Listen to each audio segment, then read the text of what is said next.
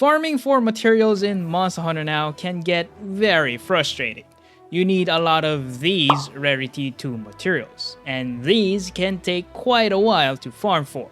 So I made a Partbreaker build that will make farming in this game a bit easier. Whenever you use this build, you will get double the rewards. So in this video, I'll be breaking down this build and I'll be giving you guys some tips on how to use it effectively. For this farming build, we will need the following armor pieces. To max out Partbreaker, we'll need the Black Diablo's helm, which has Partbreaker level 2. The Banbaro chest, Diablo's waist, and the Diablo's legs, each having level 1 Partbreaker. For the arms, we'll need the Rathian Vambraces for lock-on, and as a bonus, we'll also get burst for some additional damage. We need the lock-on skills so that we can target specific parts on the monster. Lastly, for the weapon, we'll be using the ever-reliable Gyro's Sword and Shield. The paralysis status will stop the monster from moving, and this will help us break more parts.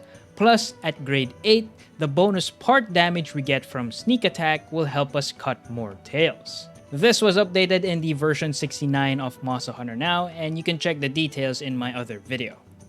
So overall, this build has Partbreaker level 5 and Lock On. This set makes for a great support build when hunting in a party. It can paralyze monsters and even KO them since it has 2 points in Slugger. And most importantly, it gives the whole party more rewards from part breaks. So when should you use this build? This build is actually very useful for special events that have monster subspecies. Monsters like Pink Rathian, Azure Rathalos, and Black Diablos only spawn during these special events, and they have some amazing armor pieces and weapons that you don't want to miss out on. With this build, you can farm these monsters for more rewards within the short amount of time that they are available. This build was so much fun to use against the Black Diablos. I was stun locking this monster with paralysis, knocking it out with KO, and even staggering it with a lot of part breaks. This build is also perfect for Hunt-a-thons.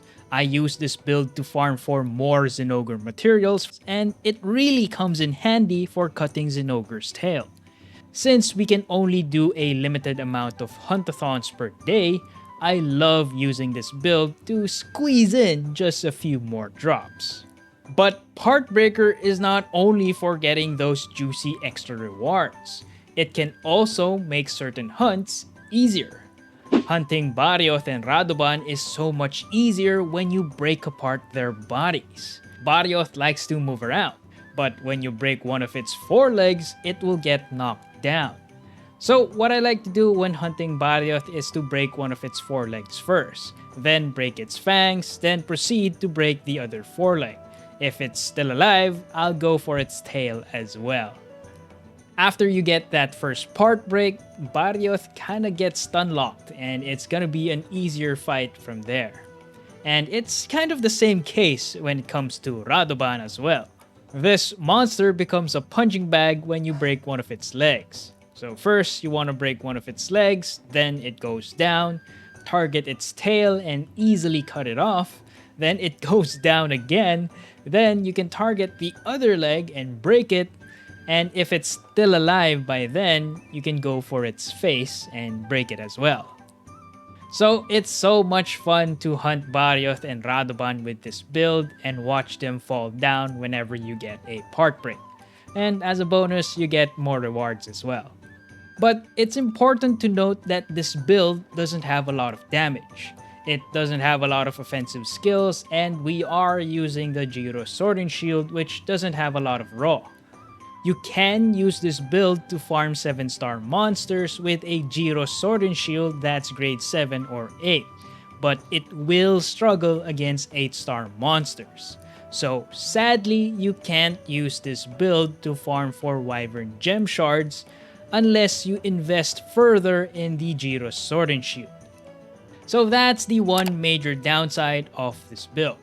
But hey, you get double the rewards and you increase your chances of getting rarity 2s, 3s, 4s and even 5s after every hunt, and you need a lot of these materials for upgrades.